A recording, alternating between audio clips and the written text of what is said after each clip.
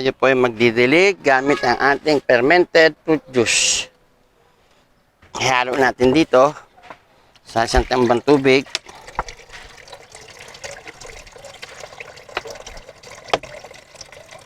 Mamaya, lalagyan ulit natin ito ng tubig. Bababad ulit natin buong magdamag. Kasi marami pa po itong katas. Ito po ang ginagamit kong pandilig sa aking mga halaman. Gulay man o prutas. Haluin mo maigi. Yan.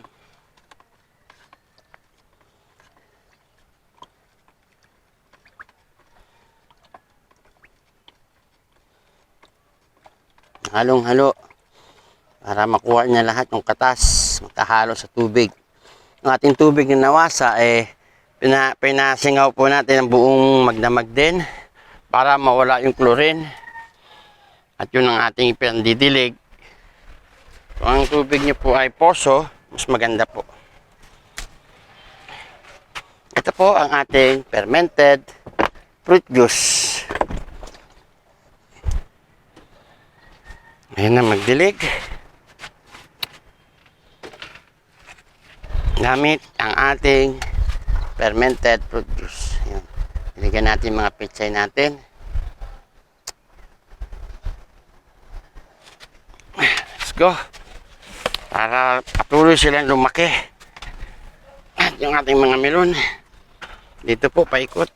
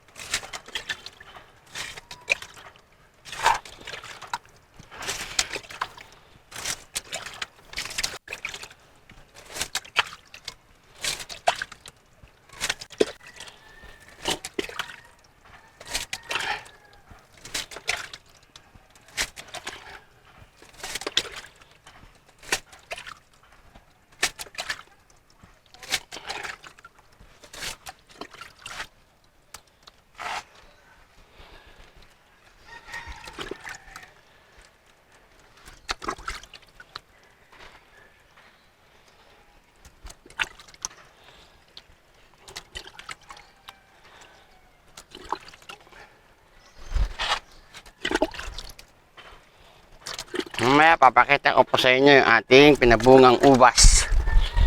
Umpisa po, kinalbo natin. Napapanood nyo po sa mga nauna nating vlog. Kinalbo natin paano natin kalbuhin. Pinawasan ng sanga. At yung sanga ating pinatubo para ipamigay naman sa iba na gustong magkaroon ng puno ng ubas.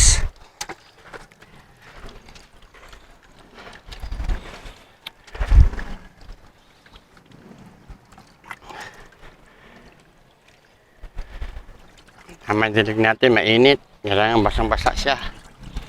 At makuha niya lahat yung vitamina ng ating fermented fruit juice na ginawa lang natin. Yung mga prutas din na po tayo bumibili. Hinihingi po natin sa palengke yung mga medyo may sira ng prutas. Kinukuha natin yung maayos pa at yun ang ating inugas ng maigi. At binababad sa buong magdamag. Sa malinis na tubig. At yun ang ating pandidilig sa ating halaman.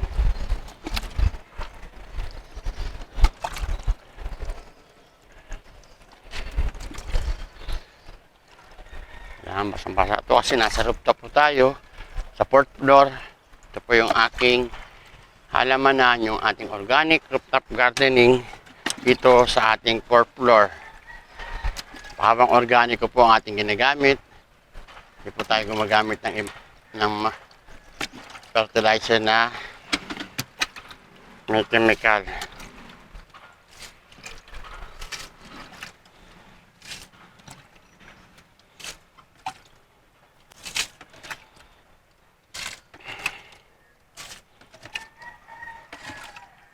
Ayan. Kita ko muna sa inyo yung ating ubasan.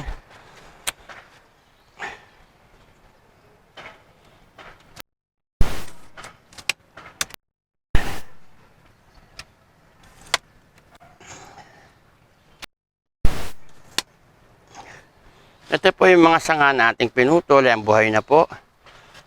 Yung ating pinaugatan at yan, buhay na. Pwede na pong ilipat tanim yan. Pero pinamimigay ko po yan. Ito po yung ating ubas na kinalbo noon. Dito po galing yung mga sanga na yan na ating pinaugatan. Ayan. So ngayon po ay namumunga na. Paikot po yan doon.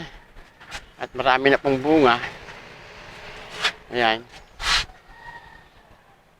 Yung ating pechay, naglalakihan na rin po. Didiligan po natin yan ngayon. Yung ating melon, namumunga na. Ayan. Marami tayong mga kamatis dyan. Melon, pipino. Ayan. Kalabasa, ayun. Ayan, yung ating melon na patuloy na namumunga.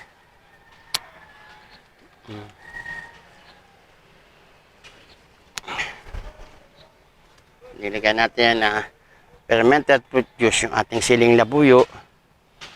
Ayan.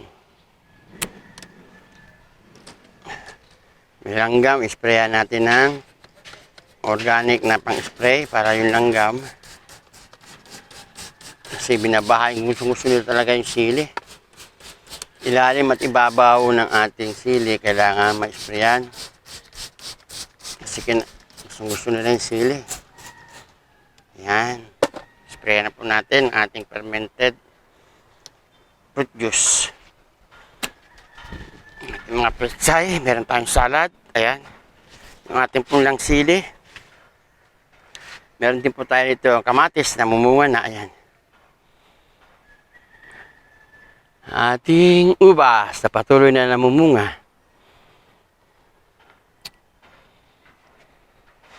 Yan po, daming bunga. Gamit lamang ang ating fermented fruit juice.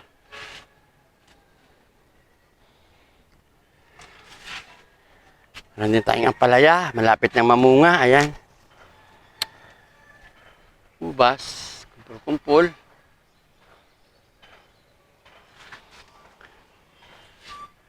Meron din po tayo rito yung saging. Dito, ayun. Bagong tanim. Tanglad natin. Ayan, tanglad.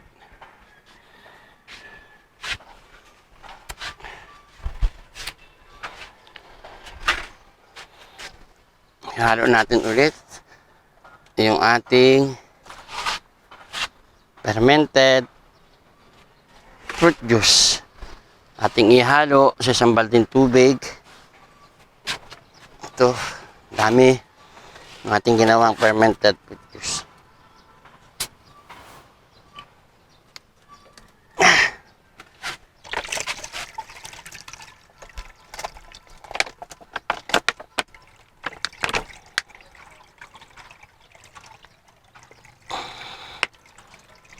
Haluin natin maigi at yun ang ating pangdidilig. Ito po yung mga sari-saring prutas, papaya, melon, mangga, saging. Ito pong ating tinadtad na to.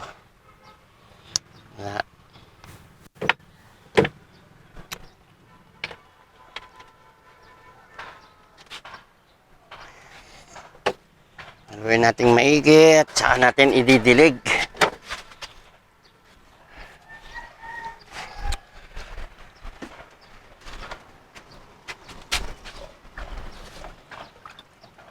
Halong-halo, kailangan natin halong-halo para maganda po ang ating pagkakadilig. Makukuha niya lahat yung mga vitamins na kailangan ng ating halaman.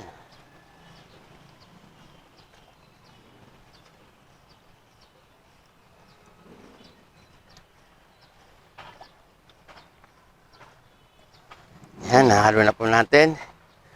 Simulan na natin ang ating pagdidilig. Simulan natin doon sa dulo.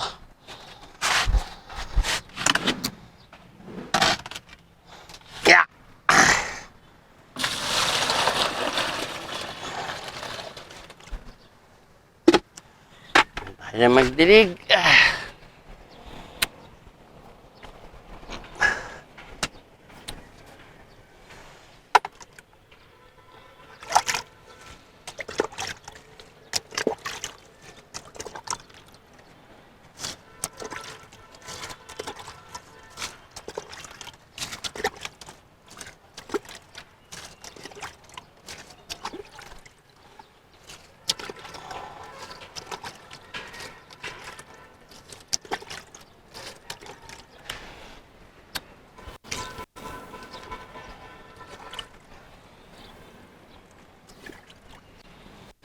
Ating pechay. Kompleto po tayo sa gulay dito. May pechay, may melon, may kamatis, may talong, may sili. Yan.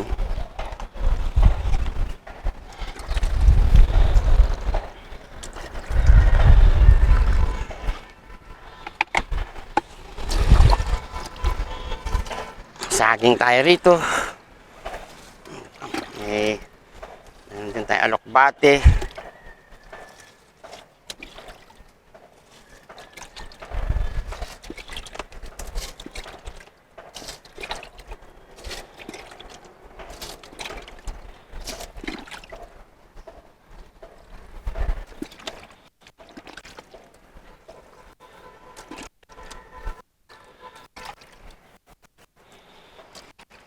Mga tanghali, kailangan natin diligan. Napakainit po kasi.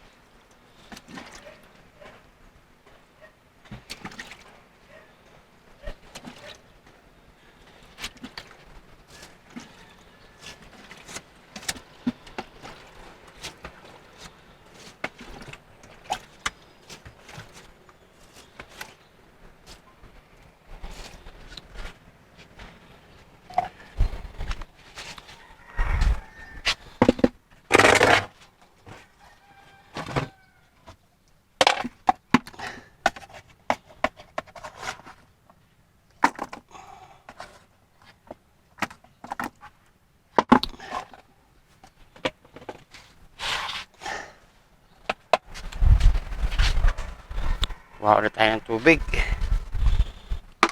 Saluan ulit natin ng fermented fruit juice.